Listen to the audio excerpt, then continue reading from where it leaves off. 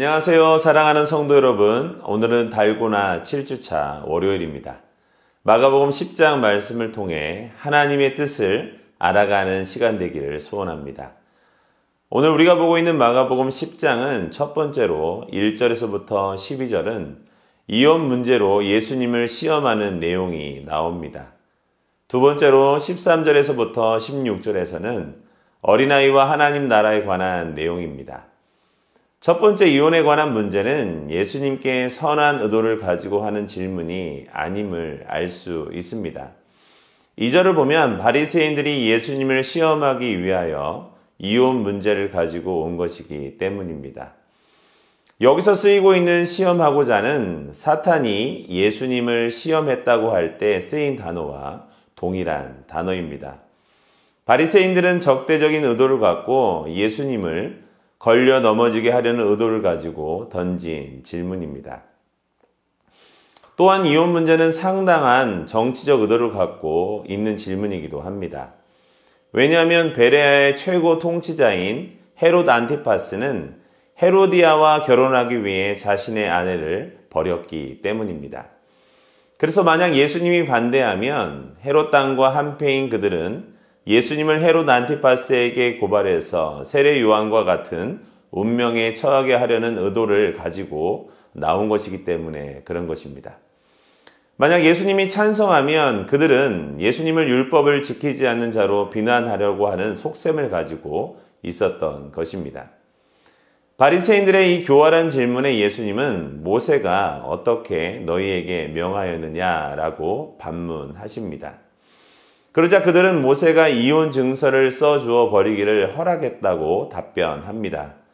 이것은 아내에게서 수치되는 일이 있음을 발견하면 이혼 증서를 써서 주라고 하는 신명기 24장 1절을 근거로 한 것입니다. 예수님께서는 모세는 너희의 마음이 완악함으로 인해 이 명령을 기록했다고 말씀하십니다.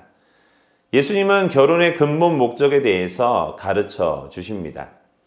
하나님이 창조 때로부터 사람을 남자와 여자로 지으셨고 그들이 부모를 떠나서 한 몸이 된다라는 것입니다. 그래서 하나님이 짝지어 주신 것을 사람이 나눌 수 없다라는 것입니다. 예수님은 근본적으로 이혼은 안 된다라는 것을 말씀해 주고 있는 것이죠. 왜냐하면 그것이 창조의 근본 질서이기 때문입니다.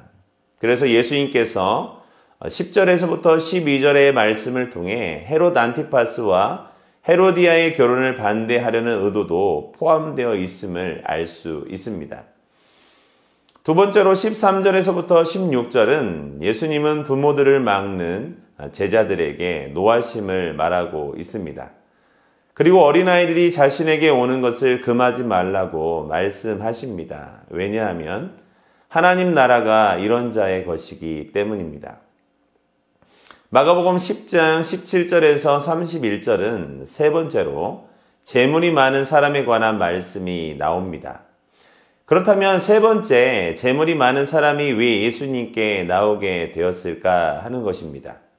17절을 보면 내가 무엇을 하여야 영생을 얻으리까 였습니다. 그러나 예수님은 재물이 많은 사람을 돌려보내고 재물이 있는 자는 하나님의 나라에 들어가기가 심히 어렵다 말씀하십니다. 이 말씀에 제자들은 놀라게 됩니다. 심지어 예수님은 제차 25절에서 낙타가 바늘귀로 나가는 것이 부자가 하나님의 나라에 들어가는 것보다 쉽다 말씀하십니다. 이 말을 듣고 제자들은 매우 놀라게 됩니다. 그러면 누가 구원을 얻을 수 있는가라고 서로 말합니다. 이에 예수님은 사람으로는 할 수 없으되 하나님으로서는 다 하실 수 있다라고 말씀하십니다. 이 세상에서 하나님이 못하실 일은 아무것도 없기 때문입니다. 그리고 마지막으로 29절에서부터 31절을 통해 예수님과 복음을 위해 가족과 전토를 벌인 자는 현세에서 고난과 함께 보상을 받으며 이것은 고난받는 믿음의 형제들과 그들의 소유로 보상받는다는 것을 의미하기 때문에 그런 것입니다. 네 번째 32절에서부터 34절에서 세 번째 순환 예고를 하십니다.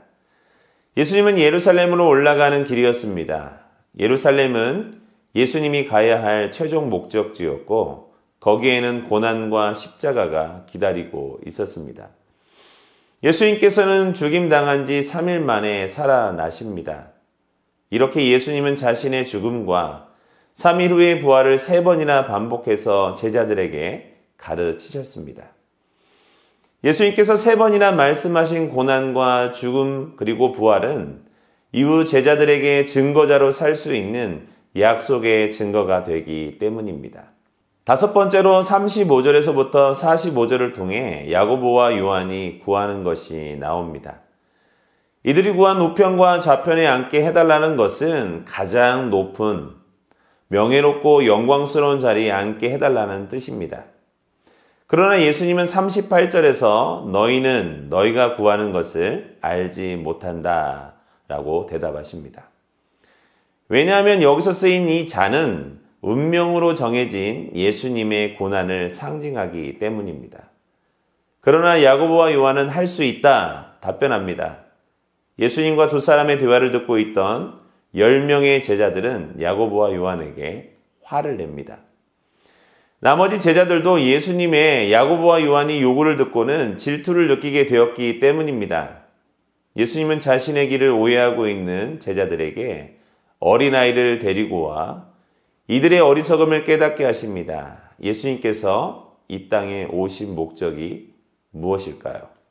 45절을 보면 섬김을 받으려 함이 아니라 도리어 섬기려 하고 당신의 목숨을 많은 사람의 대속물로 주기 위함이라 말씀하고 있습니다. 마지막으로 46절에서 52절 말씀을 통해 맹인 바디메오의 고침이 나옵니다. 맹인 바디메오는 나사렛 예수시란 말을 듣고 소리를 지르게 됩니다. 그의 외침이 얼마나 컸으면 이를 지켜보던 사람들이 그를 꾸짖어 잠잠하라 말합니다. 예수님은 바디메오의 외침을 듣게 되었고 그를 부르십니다. 그리고 예수님은 바디메오에게 내게 무엇을 하여 주기를 원하느냐라고 물으십니다. 그러자 맹인이 이르되 선생님이여 보기를 원하나이다 말합니다. 사랑하는 성도 여러분, 예수님은 길에서 제자들에게 예루살렘에서 앞으로 일어날 자신의 고난과 죽음 그리고 부활에 대해 설명하셨는데 제자들은 전혀 이해하지 못했습니다. 결국 그들은 예수님을 따르는데 실패한 인물들입니다. 그러나 맹인 바디메오가 보여준 모습은 제자들과 전혀 달랐습니다. 오늘 우리는 마가복음 10장 말씀을 통해 예수님을 찾아온 자들의 목적을 보게 되었습니다. 오늘 우리는 마가복음 10장 말씀을 통해 예수님을 찾아온 자들의 목적을 보게 되었습니다. 영적인 눈이 열릴 때에만이 예수님께서 걸어가신 십자가의 길을 알 수 있는 것입니다. 또한 우리의 인생길은 주님과 동행할 때 온전한 길을 걸을 수 있음을 깨닫게 됩니다. 오늘도 주님이 걸어가신 그 길을 잘 따라 오늘 하루도 복된 삶을 누리시기를 주님의 이름으로 축복합니다. 기도하겠습니다. 사랑하는 하나님 아버지, 오늘 예수님을 찾아온 많은 사람들의 모습을 보게 됩니다.